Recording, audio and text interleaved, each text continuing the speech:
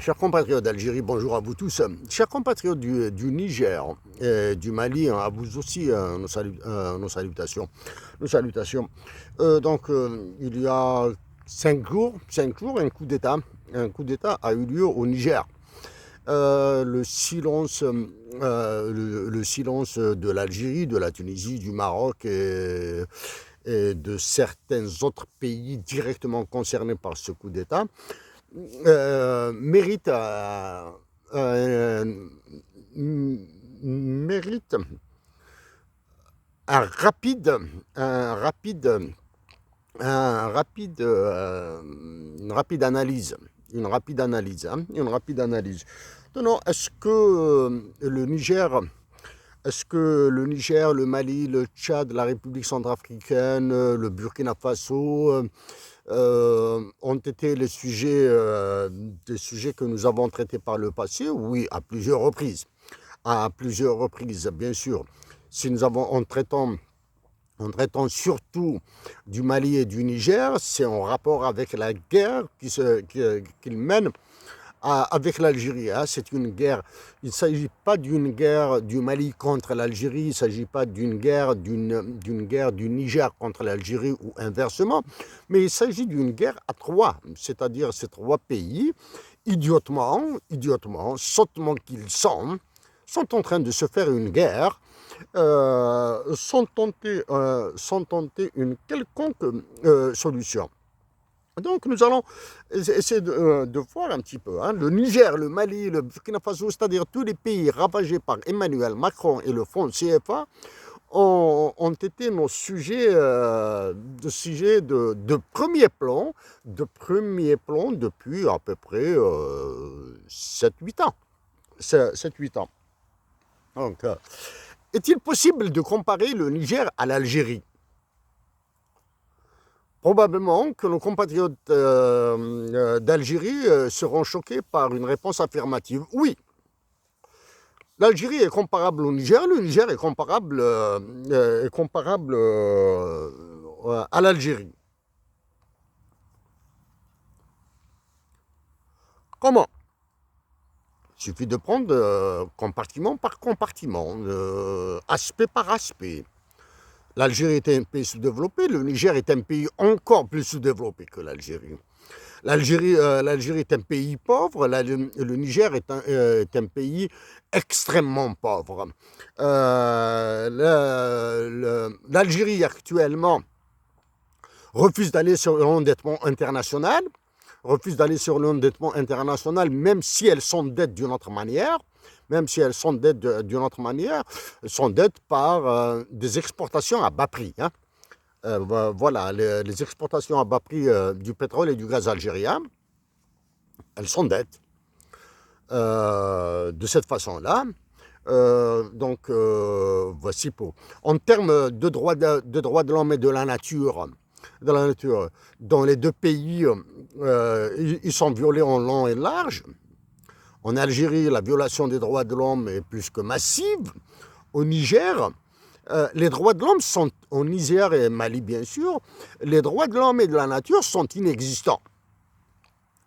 Premier élément de comparaison est le crime qui est en train d'être commis en Algérie, à Tala Hamza ou à Damizour, dans la région de Béjaïa, avec une offre sur un plateau en diamant avec une subtilité sur les mots, pour une société de voyous, de délinquants économiques et financiers, de terroristes de la nature, qui est la société Terramine. Donc au Niger et au Mali, c'est encore pire. Au Burkina Faso, en République centrafricaine et Tchad, c'est encore pire. Maintenant, rapidement au niveau international, l'Algérie et la Sierra Leone ont été élus récemment comme membres permanents du Conseil de sécurité de l'ONU. Durant, juste après cette élection, si tant est, il s'agit d'une élection. une élection. Parce que je pense que nous pensons qu'il s'agit d'une désignation de facto et non de jure. Et non de jure, c'est-à-dire sans concurrence politique internationale pour cette élection. Cette élection, c'est lié à tout ce qui se passe au niveau de l'ONU. Bon, donc, est-ce que euh, est-ce que la diplomatie algérienne ou bien la conciergerie de Macron à Alger, le Moradia, ou bien est-ce que les soldats de Macron qui sont dans l'état-major de l'armée algérienne se sont exprimés? Non. La diplomatie algérienne qui s'est bassinée, alors là, qui a vomi des déclarations à tort et à travers après son élection au Conseil de sécurité de l'ONU, hein, était au silence le plus total. Mais, si la diplomatie algérienne a brillé par sa faiblesse de par le passé, actuellement, depuis l'installation de ce nouveau-là, de ce gars qui prétend faire de la diplomatie internationale, de la relation internationale, etc., elle est plus que nulle. Elle est plus que nulle.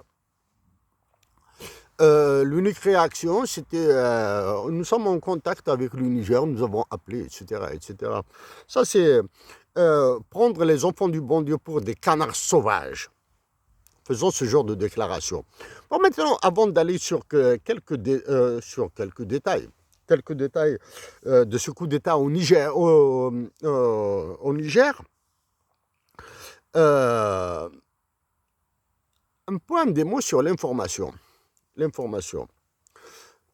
Le Niger, autant que le Mali, la République centrafricaine, le Burkina Faso, le Tchad, etc., toute cette série de pays, la Mauritanie, le Maroc, la Tunisie, un peu moins le Maroc et la Tunisie, un peu moins que le Maroc et la Tunisie. Donc, l'Algérie, l'information en Algérie est, est, est plus que faible, non. Mais les Algériens, dans une situation d'ignorance totale, nos compatriotes d'Algérie sont dans l'ignorance totale de ce qui se passe en Algérie, de ce qui se trame dans leur ventre. Hein. C'est-à-dire les Algériens, la nation algérienne, autant que ses ressources naturelles, sont en train d'être bradées. La braderie qui s'annonce le plus, c'est probablement l'intervention de l'armée algérienne. Ok.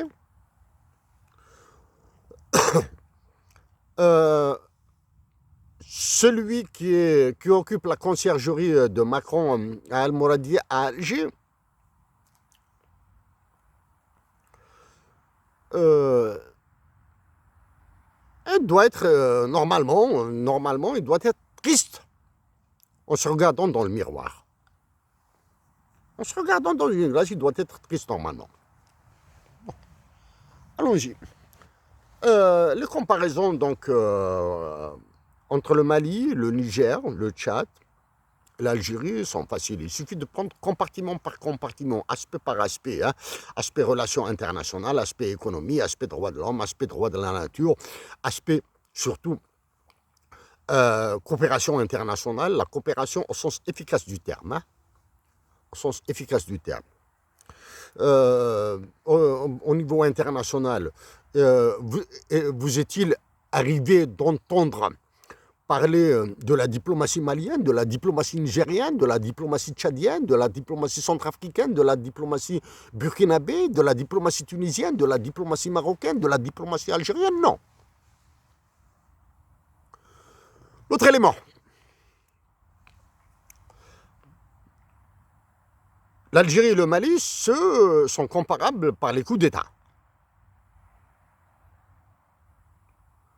La nuance est dans la fréquence des coups d'État. Nous avons l'impression qu'au Niger, les coups d'État sont permanents. En Algérie, ils se produisent une fois tous les 4-5 ans. Hein. 4-5 ans. Donc, que ces coups d'État se produisent d'une manière violente, c'est-à-dire carrément une destitution, comme c'est le cas du dernier chef de l'État, du dernier occupant d'Almoradia, ou bien ils se produisent par la manipulation des constitutions. Qu'est-ce qui est annoncé actuellement au niveau de cette Afrique qualifiée de subsaharienne? Le mot subsaharien nous dérange énormément. Donc, il y a en République centrafricaine, il y a une nouvelle constitution. Voilà. Nous avons écouté, concernant l'actuel président du Niger, nous avons dit ce que nous pensons de lui il y a longtemps. Nous avons écouté son dernière interview avec des journalistes français qui l'ont manipulé de bout en bout. Nous nous sommes arrêtés quand il avait parlé de ces jeunes Nigériens terroristes qui prennent des kalachnikovs et qui font la loi au Niger. Donc ça, concernant le président destitué, nous avons dit. Concernant son prédécesseur maintenant, Issoufou, nous l'avons contacté à plusieurs reprises. C'était l'agent personnifié de la France, d'Emmanuel Macron. Il était au service d'Emmanuel Macron. Donc, grâce à la complicité et grâce plutôt à la pression, ou bien aux ordres d'Emmanuel Macron, le précédent président a traficoté les élections pour installer celui qui a été destitué. Maintenant, le général qui s'est proclamé dirigeant de l'État malien. Nous avons écouté bien sûr son allocution, c'est-à-dire les mots par lesquels il a annoncé la prise de pouvoir officielle des militaires au Niger. Elle est des niveaux d'une faiblesse inqualifiable, Ce qu'il a dit, c'est que les militaires nigériens, autant que les militaires algériens d'ailleurs, sont responsables de la catastrophe, responsables de toutes les catastrophes dans lesquelles se retrouve leur pays. C'est les militaires qui ont pris le pouvoir au Niger, comme les militaires qui ont pris le pouvoir en Algérie actuellement, se ressemblent. Ils ne sont pas tombés du ciel. Ils ont le même parcours. Parcours militaire. Donc, nous posons la question, c'est juste un questionnement comme ça, rapidement dit, c'est est-ce que le grade de général devrait exister en Algérie, au Mali, au Niger? Est-ce que le grade maximal devrait être probablement capitaine? Lieutenant, capitaine, maximum. Maintenant, pour comprendre rapidement la situation dans laquelle se retrouvent l'Algérie et le Niger, suffit de répondre à une et une seule question. Est-ce que le roi de France et de ses colonies africaines, le mégalomane président Emmanuel Macron, est idiot à ce point pour perdre le Mali, le Niger, le Burkina, l'Algérie, la Tunisie, le Maroc? Est-il idiot à ce point? Non. Il a des leviers, des instruments de pression sur le Niger et l'Algérie. Nous nous concentrons sur le Niger et l'Algérie. Terrifiant. Comparons maintenant à un autre niveau de comparaison. Tous les généraux algériens qui ont fui l'Algérie se retrouvent en majorité en France. Ils ont des affaires en France. C'est la même chose pour les Nigériens. Tous les militaires généraux au Niger, dans un pays lourdement endetté. Le Niger parmi les pays les moins avancés, les classés comme ça, least developed countries, se retrouvent en France. Ils ont tous des résidences en France, etc. L'autre élément de comparaison, tous les généraux qui chassent, les généraux précédents, mettre au silence les généraux précédents. Les généraux qui ont pris, les généraux et militaires, hein, il y aura des militaires de second niveau, de troisième niveau même, de quatrième niveau, au Mali qui ont pris le pouvoir au Niger, vont faire taire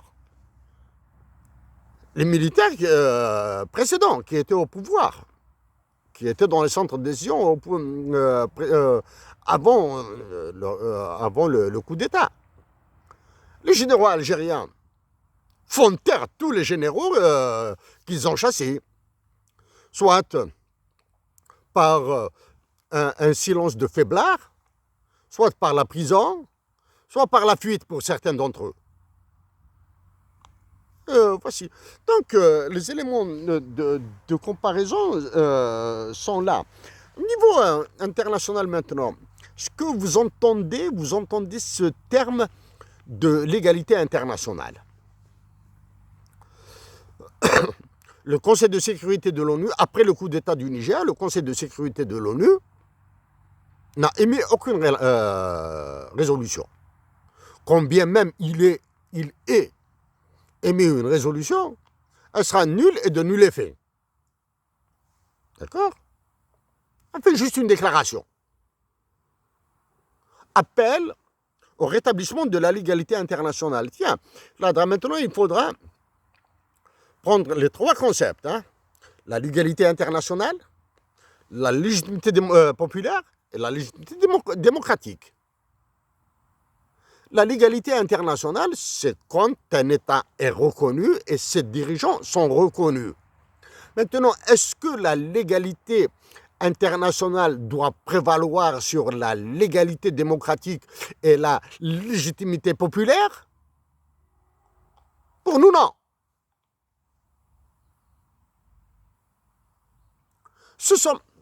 On les appelle ça de wrecked states, de failed states. Ils sont tous classés comme ça. L'Algérie et le Niger sont des États en état d'échec permanent, en état de naufrage permanent. Là maintenant, pour questionner la légalité internationale, la légitimité démocratique, la légitimité populaire. Voilà. Après le coup d'État du Niger, quel est le prochain pays, le prochain candidat potentiel à un coup d'État ou à un certain niveau de violence? Hein? Nous avons peu d'informations sur ça. Hein?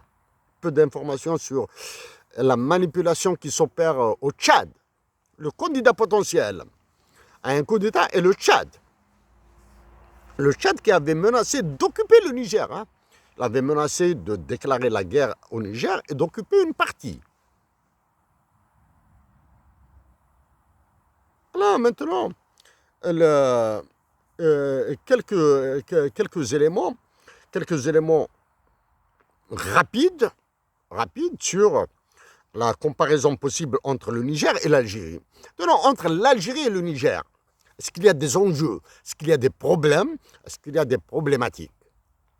Oui, nous avons une frontière commune. Nous avons toutes les mafias qui sévissent au niveau des frontières. Mafia de la traite humaine, trafic de carburant, de l'armement, de la traite humaine, c'est ça, des migrations. Et le nord du Niger est complètement à l'abandon. Hein? Complètement abandonné par l'État, le prétendu État nigérien. Au niveau des frontières, au niveau de la frontière Algérie-Niger, les seuls qui supportent, c'est en partie les soldats et les sous-officiers de l'armée algérienne. Hein? Pas les généraux, hein? Pas les généraux qui sont au sud, etc. Ils sont complètement absents là. Ils sont occupés par les aspects mafieux liés à la gestion des frontières.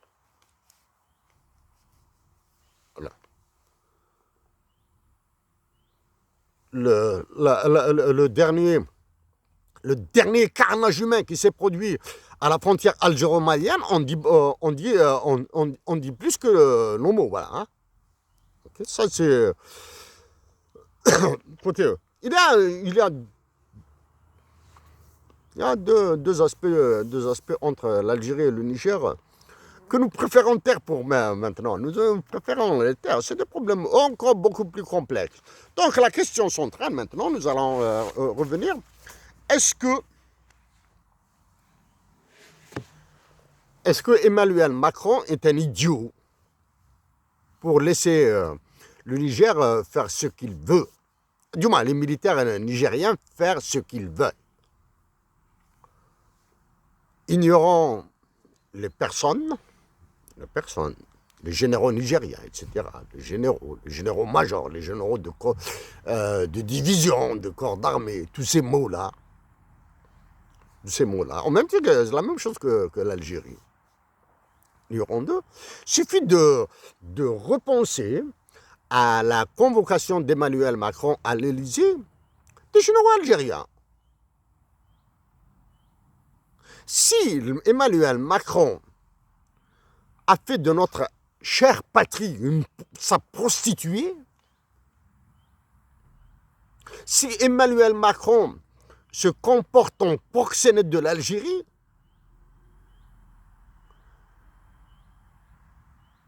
imaginez ce qu'il peut faire du Niger, du Mali, du Tchad, de la République centrafricaine, du Burkina Faso. Imaginez tout ça. Imaginez tout ce qu'il peut faire de ces pays, essentiellement du Niger pour aujourd'hui. Au niveau international, qu'est-ce qui a été annoncé? La France suspend son aide publique au développement. En entendant cette expression aide publique au développement, vous allez croire qu'il s'agit de milliers de milliards de dollars. Non, l'aide publique au développement, en anglais c'est de International Development Assistance. C'est différent, hein. En anglais et en français, les mots sont différents, hein. C'est une résolution du Conseil de sécurité de l'ONU qui remonte aux années 70, dans laquelle qui a fixé l'aide publique au développement, de International Development Assistance, à 0,7% des PIB des pays donateurs. Ce taux théorique et politique de 0,7% n'a jamais été atteint. Il se retrouve à un taux de 0,3% des PIB, et beaucoup de pays se sont retirés du financement de l'aide publique au développement. Mais par contre, de nouveaux pays se sont retrouvés dans le financement de l'aide publique au développement. L'aide publique au développement est gérée par l'OCDE. Quels sont les pays? L'aide publique au développement est censée être financée par les pays de l'Ouest, les pays occidentaux, comme la France, là. La France ou les États-Unis d'Amérique ou l'Angleterre. Il y a les pays d'Europe du Nord qui continuent à être un petit peu dans les normes, hein, dans les normes de taux, hein, dans les normes chiffrées. La France est complètement retirée de l'aide publique au développement. Mais par contre, il y a actuellement l'Arabie Saoudite. L'Arabie Saoudite est devenue membre des pays qui fournissent l'aide publique au développement. Par qui est gérée l'aide publique au développement? Par l'OCDE. Où se trouve le siège de l'OCDE? C'est à Paris. C'est l'Organisation de coopération et de développement économique. Voilà pour quelques éléments rapides. Maintenant, point de vue militaire.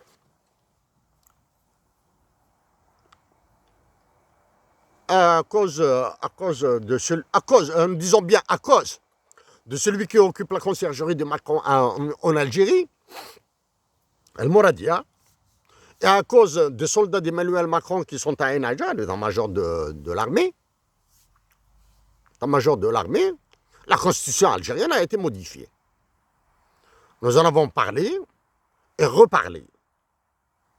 de la constitution algérienne à plusieurs reprises. Voilà.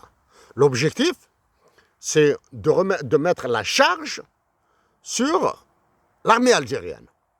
C'est-à-dire offrir en sacrifice, offrir comme chair à caron les soldats, les djounoud, les sergents, les caporaux, les adjudants-chefs, etc., qui sont en train de galérer au niveau des frontières. C'est pour cette raison qu'il est temps de dire publiquement notre solidarité aux soldats algériens, aux soldats qui sont en train de galérer là.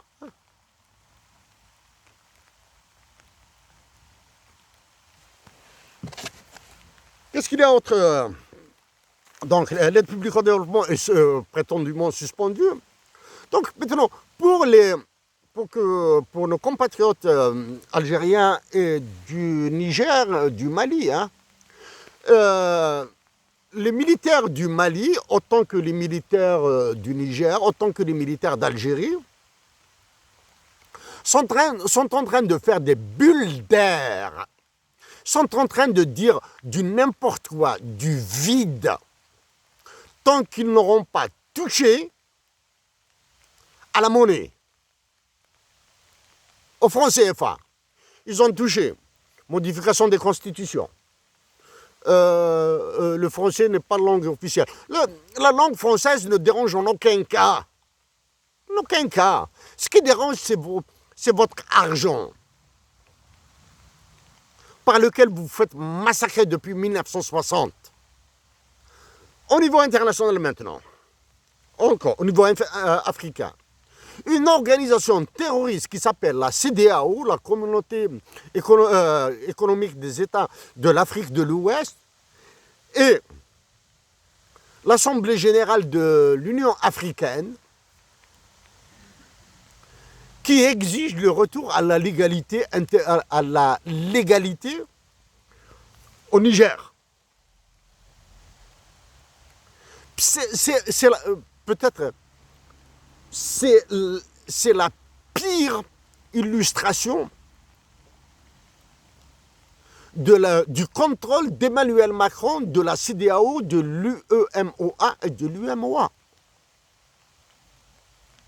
Bien sûr, vous avez compris que nous allons mettre de côté tout ce qui est identitaire entre l'Algérie et le Niger, là. Entre l'Algérie et le Mali. Chers compatriotes d'Algérie, vous êtes vraiment, compris les compatriotes du Mali et du Niger, du Burkina, du Tchad, etc. Vous êtes carrément dans un trou noir en termes d'information. En termes d'information, vous êtes carrément dans un trou noir, sans conscience patriotique. C'est l'enfer qui vous attend. Merci à vous.